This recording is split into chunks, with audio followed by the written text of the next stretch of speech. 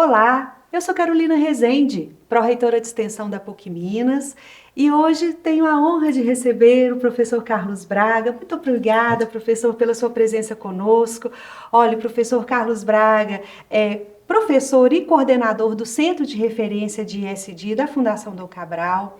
É também conselheiro sênior do Banco Interamericano de Desenvolvimento para o setor de infraestrutura sustentável, conselheiro de diversas empresas privadas e organizações do terceiro setor, autor de diversos livros, dentre os quais nós destacamos inovação como motor do ISD.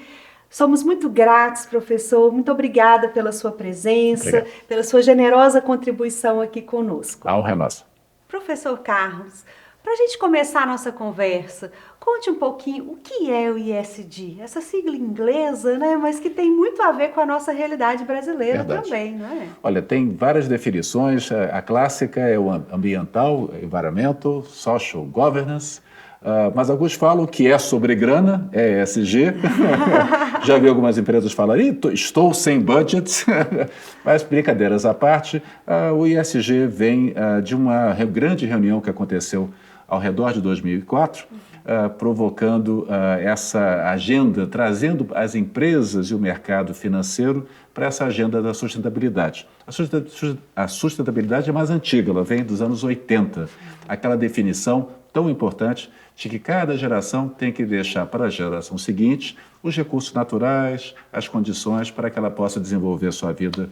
É o conceito de 87 da Comissão Brundtland de Sustentabilidade, mas o ESG foi uma forma de acelerar essa agenda, trazendo o mercado financeiro, as empresas, a pessoa jurídica. Nessa reunião foram convidadas cerca de 20 a 25 grandes instituições financeiras. O Kofi Annan, secretário-geral à época da ONU, provocou essa reunião, e nessa reunião se definiu os princípios básicos que nós tratamos hoje, e mais adiante eu falo os ODS também, que é grande parte do assunto do nosso hackathon. Então, professor, você disse, bem enfatizado aí, como que a entrada do mercado financeiro fez a diferença, né, no contexto do ISD. Mas ele pode ser aplicado em outros tipos de organizações? Por exemplo, organizações do terceiro setor? Como que tem se dado esse desdobramento, né, dessa governança para a sustentabilidade? Sem dúvida, especialmente em países como o nosso, como o Brasil, onde a questão social é tão importante. Eu costumo falar que o ESG no Brasil, o S é maiúsculo. Os desafios são enormes. As empresas têm um papel, através dos seus institutos e ações corporativas, a sociedade civil tem um papel, a governança das organizações sociais também tem um papel. Então, realmente é um belíssimo desafio que o Brasil tem nessa agenda. Nós temos que lidar. Nós temos algumas vantagens competitivas na agenda do ISG, que na parte ambiental nós temos aí essa grande matriz energética limpa, renovável, 88% da nossa energia é limpa, isso já é um grande diferencial. Nós temos aí quase 50% das espécies naturais da Terra. A biodiversidade brasileira é incrível, isso joga muito a nosso favor. Então, o lado ambiental da agenda do ISG é uma força do Brasil, nos permite fazer aí a neoindustrialização verde, gerar muitos empregos associados a essa agenda. Essa é a nossa fortaleza. Talvez a nossa fraqueza, que é uma dívida civilizatória brasileira, é melhorar o S do social. Hoje temos essa concentração de renda tão punitiva, 1% dos brasileiros tem 48% da renda nacional, enquanto que 50% dos brasileiros têm 10% da renda nacional. Professor, como é que isso entra na agenda das empresas? A empresa é um ator da comunidade, ele atua deveria atuar sempre com a preocupação do seu entorno, a licença para operar, desde as coisas básicas, como ter cuidado com a poluição, ter cuidado com a saúde e segurança dos seus funcionários, cuidar dos seus clientes, a qualidade dos seus produtos, os resíduos que ela trata. Isso seria um pouco quase que a obrigação corporativa dessa empresa, mas agora indo além, olhando a responsabilidade com a sociedade ao seu entorno, praticando de uma forma profissional, com bons indicadores, buscando as melhores métricas, a questão da ação social no campo que ela entender que tem mais a ver com a sua vocação: educação, saúde, sociedade civil, direitos de cidadania, educação, artes e ofícios. Então, há uma movimentação muito importante, uma profissionalização do S nas empresas, através de uma sofisticação, comitês de sustentabilidade, algumas criando fundações, e é tudo isso embalado pela governança, que é o G do ISG. A governança, o pilar do ISG, que faz que tudo isso funcione através de comitês, através de relatórios, aquela burocracia, que coisa mais burocrática, mas necessária para dar conforto aos investidores, dar conforto aos administradores, que o que está sendo feito de esforço está provendo realmente resultados antecipados e movimentando a sociedade. Então é um pouco da nossa conversa de hoje. Professor Carlos, e como está o panorama do ISD no Brasil e Minas Gerais em relação ao Brasil e o mundo? O que nós temos nesse cenário? Olha, o Brasil tem sido surpreendente. A gente vê movimentos muito ativos na Europa, um pouco de ruído nos Estados Unidos, uma questão eleitoral que a gente está acompanhando, mas o Brasil, 98% das empresas listadas na Bolsa de Valores, que são aquelas grandes empresas brasileiras, já aderiram. São mais de 450 empresas, 98% já tem um relatório, já tem um comitê. Dessas 98%, mais ou menos umas 400 empresas, 75 empresas estão no índice da sustentabilidade brasileira, que é um índice que mede ações sociais dessas empresas. Essas empresas eram uma média de 30 empresas há poucos anos atrás, vem dobrando esse número. Mais de 1.300 empresas grandes brasileiras têm inventário de carbono, fazendo seu dever de casa. E pesquisas recentes mostraram, uma recente da Anshan, de poucos meses atrás, já pegando um ambiente de 800 empresas, as maiores empresas brasileiras, 71% praticando ISG. Sim, o ISG está chegando, trazendo oportunidades, desafios para quem está se preparando, se formando. Então, como panorama de oportunidades de negócios e oportunidades de carreiras e empregos, o assunto tem pego uma dinâmica muito importante. Brasil. O Brasil tem realmente, eu comentei já, essa vantagem competitiva. Essa questão da energia faz muita diferença. O mundo tende a se eletrificar. Processos, indústrias como a própria siderurgia, muito hoje dependente do carvão, está estudando novas energias, como o hidrogênio verde. Tenho certeza que em algum lugar aqui do Hackathon vocês vão falar do hidrogênio verde, as energias alternativas. Eletrificação das frotas. O Brasil está começando a fazer um grande processo de eletrificação dos ônibus urbanos. São Paulo vai fazer 1.500 ônibus urbanos para poder reduzir as emissões. E a gente sempre lembra da emissão e toda a questão do aumento da temperatura, mas tem muitas doenças respiratórias associadas às emissões de CO2. A cidade de São Paulo, estudos já de muitos anos, o professor Paulo Saldiva se destaca, analisa que quem tem hoje um transporte urbano, fica 1 hora no transporte urbano, chega a ser fumante passivo de 3 a 4 cigarros, levando a doenças respiratórias que têm aí custos para a cidade de São Paulo de mais de 6 bilhões de reais anuais. Então, o assunto é amplo, mas voltando ao panorama, Brasil, potencial, energia verde, empregos verdes, muita coisa, e Minas Gerais nesse contexto. Minas Gerais tem, olha que coisa interessante, talvez a nossa parte mais frágil, que era o norte e nordeste de Minas, as regiões mais pobres, com menor índice de IDH humano, são aquelas mais ensolaradas. Com isso, nos dando o potencial da energia solar, que já gerou no norte de Minas, especialmente na região de Jaraúba, mais de 10 mil empregos de carteira assinada, mudando a região de forma assim. E agora vem o Vale do Lítio. O Vale do Lítio está nascendo também na região do Nordeste de Minas, perto aí de Governador Valadares, que está trazendo investimentos para a fabricação de baterias no Brasil. Isso está levando também à produção de carros híbridos aqui em Betim. A Stellantis já fez anúncios importantes dos carros híbridos que ela vai produzir. E por aí vai, várias iniciativas da siderurgia, da mineração, para também melhorar o seu padrão de resiliência, mostrando aí. Esse é o lado virtuoso. Então, Minas tem um papel importante, uma vocação para ser um dos polos industriais verdes desse país, produtos com uma base de emissões de carbono muito baixa, que serão vendidos nacionalmente, e vem o lado social dessa história. Turismo sustentável, trazendo empregos, vocação para os cafés especiais, que também conversam com essa agenda, uma agricultura também sustentável. Então, eu diria que, professor, eu achava que o meu caminho era ser um engenheiro ambiental. As profissões são as mais diversas. A gente diz que hoje nós temos que trazer para cada profissão as competências verdes, os green skills, que cabem nas finanças, cabem na engenharia, cabem na agricultura, cabem praticamente toda na administração. Eu até falo, uma vez até falei aqui numa vinda minha à PUC, de profissões que às vezes nos surpreendem com esse potencial verde que podem ser destaque nos próximos anos. Entre elas, o contador verde. Ai, que maravilha! A contabilidade verde. Você poder fazer, assegurar que os relatórios e os dados que estão nesse ambiente, realmente eles estão lá, estão seguindo métodos internacionais e você vai poder se destacar fazendo uma coisa que vai te dar prazer, vai te dar propósito, do seu Estado, que hoje também temos toda a funcionalidade do trabalho híbrido, aproximando o mundo. Então, sim, é uma agenda muito positiva e estou aqui no lado da geração do valor e da oportunidade. Mas eu sempre lembro também dos riscos, né? Sim. Nós não podemos esquecer do que aconteceu agora na tragédia do Rio Grande do Sul. Um evento climático extremo e nós estamos acompanhando também os incêndios aqui por todo o Brasil, queimadas. Professor, isso é ESG?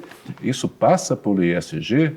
Sim, práticas que as empresas têm que tomar para poder precaver, mitigar, antecipar esses riscos. É uma questão de sociedade, a gente fazer estradas mais resilientes, infraestrutura mais resiliente e se preparar para um ambiente que, infelizmente, gostaria de dizer que são flores, mas a temperatura realmente vem aumentando, o mundo vem ficando mais úmido, quando fica mais úmido pelo calor, a chuva vem mais forte, isso tudo tem que começar a entrar. Eu comento, inclusive, que os bancos hoje contratam meteorologistas para poder fazer análise de riscos climáticos. Imagina, programa de trainee de um banco, está lá, a engenharia, administração, várias caras, e agora é meteorologista. Então é um mundo que vai nos provocar a pensar fora da caixa, mas também muitas oportunidades para quem está entrando no mercado nesse momento, olhando também para as suas competências, as competências verdes. Maravilha, já deu para a gente ampliar bem a nossa visão de ESG, mas eu tenho ainda uma pergunta voltada assim, o que falta para que a gente tenha mais organizações que sigam? Quem é esse público que ainda não se atentou para o ESG? E o que nós, né, membros da sociedade, da academia, poderíamos fazer para trazer mais organizações com práticas e políticas de ESG? Aí eu acho que entra a academia, né? A gente, estou aqui muito feliz de estar aqui na PUC, pelo papel, estamos aqui com tantas pessoas nos assistindo. Sim, eu sempre falo que o ESG passa primeiro por uma sensibilização. Eu não diria que o confronto, você está errado, eu estou certo, não vejo como o melhor caminho. Eu acho que existe uma grande negociação. Essa agenda do ESG, ela será multigeracional. Tem que ser uma negociação que envolva... Nesse momento, em algumas empresas brasileiras, você tem 4 gerações. E cada geração com uma característica, uma peculiaridade. Então, eu não concordo com a direção, eles não estão olhando o ESG. O papel de todos nós é fazer uma negociação, uma sensibilização, porque essa agenda não será de uma geração, será um compromisso de todas. O nível de comando, aqui está tomando a direção, eu sempre falo que a alta direção é o farol alto da companhia, olhando as curvas do caminho. A gente estaria na coordenação, na gerência, é o farol baixo, olhando ali as metas semanais. Mas em algum momento na empresa a gente tem que separar os momentos para poder entrar com profundidade nos temas, para poder mobilizar a boa notícia que o mercado vem acordando, um pouco dos famosos 3 Cs do ISG. Anotem aí que vocês vão gostar. O primeiro C do ISG é o C da convicção. Você está nessa agenda porque é o certo a fazer, é o legado que você quer deixar. O segundo C do ISG é a conveniência. Poxa, eu estando nessa agenda, eu vou acessar financiamentos, eu vou ter uma percepção de marca, mas eu não gostaria que você entrasse nessa agenda pelo último C, que é o constrangimento. Eu vou ter que fazer isso porque está todo mundo fazendo. Essa seria a pior das razões. Mas são os 3 Cs do ISG e ainda um pouco uma brincadeira, mas sendo sério ao mesmo tempo, os 3 perfis do ISG. As pessoas que estão acordadas, antenadas e fazendo a diferença. Algumas pessoas que estão acordando, olhando que isso é o momento de fazer a mudança. e algumas que estão em sono profundo. Talvez seja um pouco tarde. Eu costumo dizer que todo ano aposentam um sono profundo no mercado e entram 2 acordados. Então, realmente, eu sei que aqui estamos todos acordados, o Hackathon é uma iniciativa nesse sentido. Então, realmente, eu acho que todo lugar certo, falando para a plateia, que vai fazer a diferença e vamos à obra.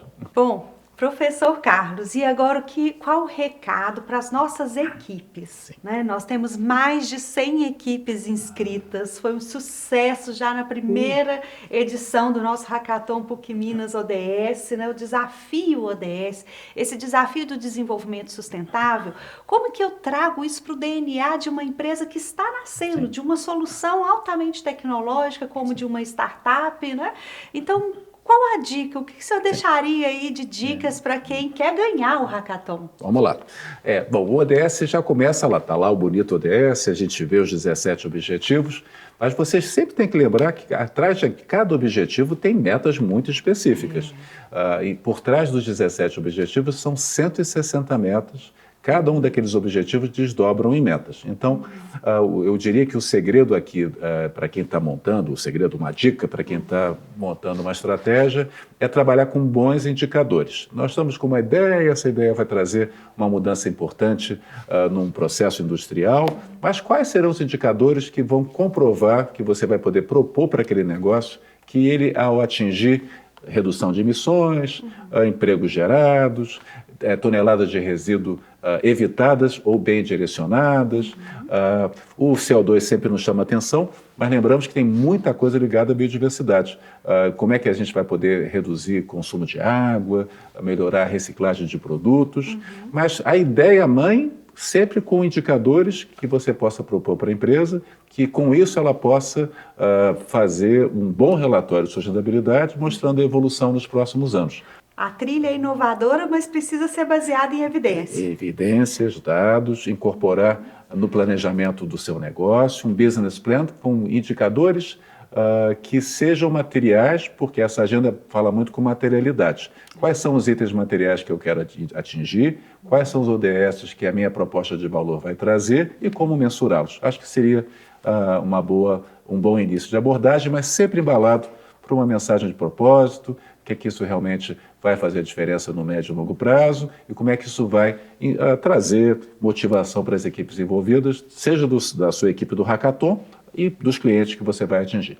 Professor Carlos, em termos da carreira, que futuro a ESG reserva para a competência de quem quer fazer essa diferença?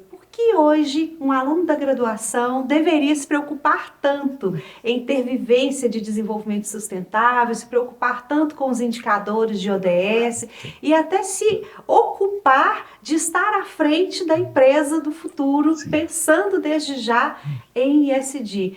O que o senhor me diz do profissional do mercado hoje e no futuro? Já vale mais quem tem a competência de planejamento e implantação de ESG? E qual é a tendência que o senhor enxerga tão bem, já descortina aí nos nossos horizontes? Olha, eu não tenho dúvida que, além das competências mãe, eu estou estudando finanças, estou estudando contabilidade, vou estudar advocacia, duas coisas hoje um profissional moderno e do futuro precisará ter. Proficiência digital e competência e conhecimento dos princípios do ESG.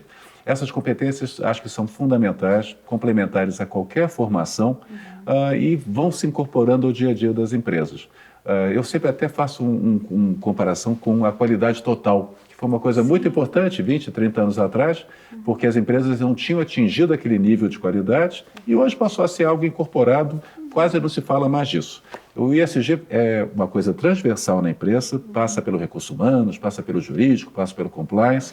Então você vai ter muita oportunidade, é um conhecimento que multiplica a sua empregabilidade, muito próximo à digitalização, à capacidade também de lidar com processos inovadores. Mas isso exige ampliar o repertório.